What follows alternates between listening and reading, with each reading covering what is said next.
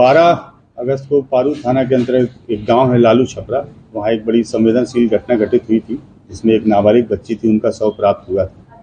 उसी आलोक में कांड दर्ज किया गया था और हम लोग इस केस को इन्वेस्टिगेट कर रहे थे। इसमें एक SIT गठित की गई थी, SDPO सरैया चंदन उनके नेतृत्व में, जिसमें हम लोगों के DIU की टीम, उनके जो प्रभारी हैं लाल किशोर वो, और जो पारू के थाना अध्यक्ष हैं मोनू कुमार, जो कि उस कांड के अनुसंधानक भी लगातार सक्रियता से इस केस में हम लोग लगे हुए थे। इस केस में घटना के 3 दिन उपरांत एक व्यक्ति की गिरफ्तारी की गई थी जिनका नाम मिथिलेश राम था, जिसके बारे में आप लोगों को मैंने पूर्व में सूचना भी दी थी। आज सुबह इसमें 4 लोगों की गिरफ्तारी और की गई है, जिसमें से एक जो नामजद अभियुक्त था जिनका नाम संजय राय है, जो इस घटना के मुख्य अभियुक्त थे, उनकी गिरफ्तारी की गई है। अररिया जिला है वहाँ के पास से।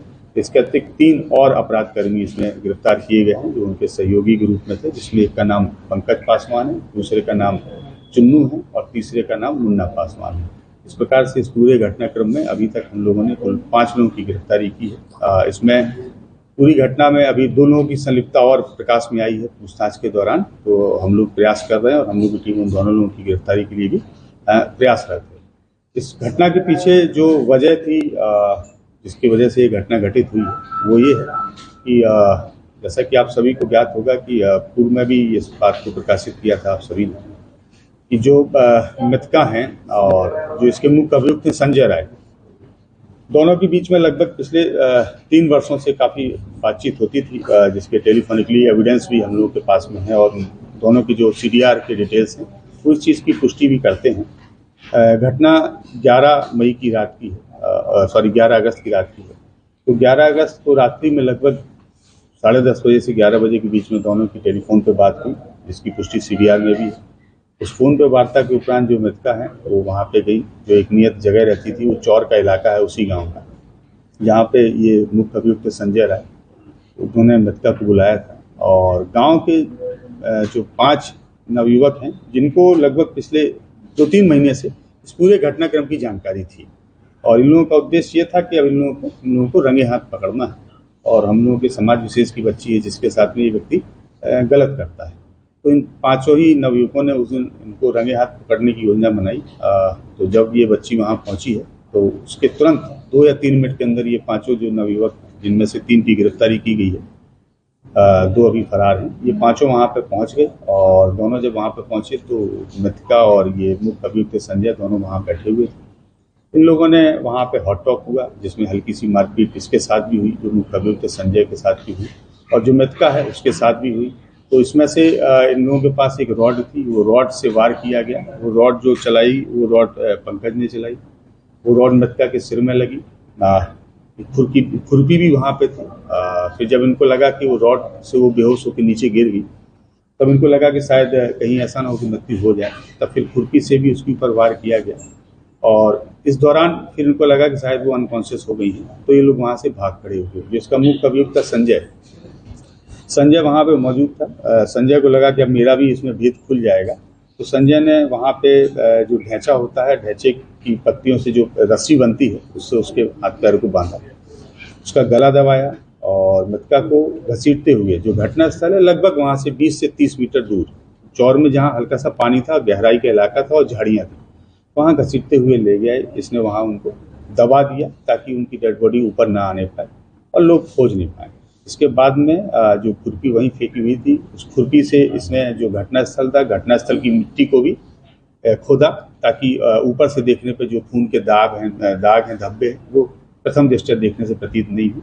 इसके बाद ये अपने एक जो सहयोगी है जिसकी गिरफ्तारी पहले की गई है, मिथिलेश, और बुलेरो से उसके साथ में भागा और भाग के छपरा गया। फिर ये लगातार भागते रहे, मोबाइल इनका बंद रहा, हम लोग लेकिन ट्रेस करते रहे और फाइनली जो है इनकी आज सुबह गिरफ्तारी वो अररिया से हो गई। हम लोगों ने इस कांड में अभी तक जो चीज़ें जब्त की, वो एक हथियार जो खुरपी है उसको जब्त किया है हमने। इसके अलावा जो वाहन है बुलेरो जिससे भागे थे उसको जब्त किया है।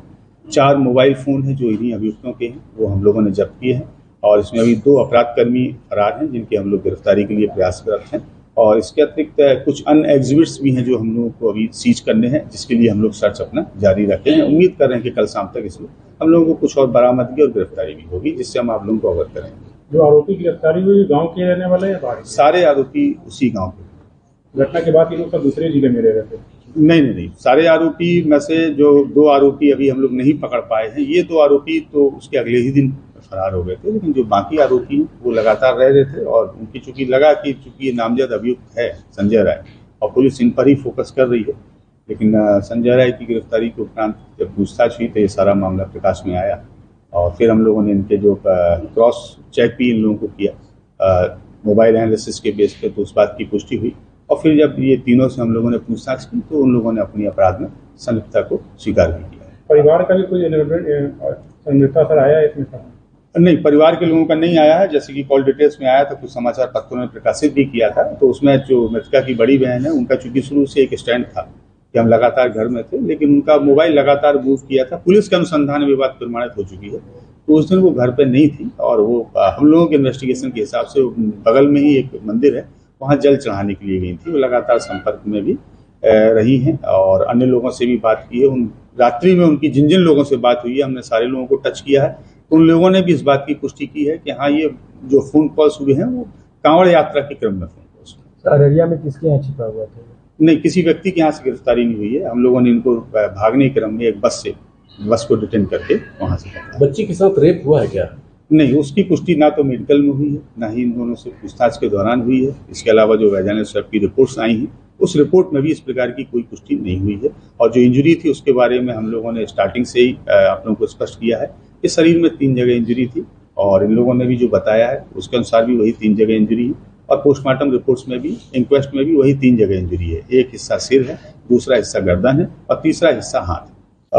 इस घटना क्रम के बाद में लगातार राजनीतिक दलों का उस घटना स्थल पे और उस ग्रामीण गांव में लगातार आना जाना हो रहा था। उसी क्रम में कल एक नवयुवक है जिनका नाम गोल्डन दास है, वो वहाँ कल आए हुए थे अपने समर्थकों के साथ में और उन्होंने वहाँ पे काफ़ी उग्र तरीके से अपने भाषण को रखा, जिससे इनके समर्थक उत्तेजित हो गए और इनके समर्थकों के द्वारा लगभग 5 से 6 घरों में जाके तोड़फोड़ की गई। एक तो जो आरोपी थे जिनको गिरफ्तार किया गया था मिथिलेश राम, उनके घर के बाहर जो सामान पड़ा था उससे तोड़फोड़ की गई और जो उनके पड़ोसी थे उनके घरों में तोड़फोड़ की गई।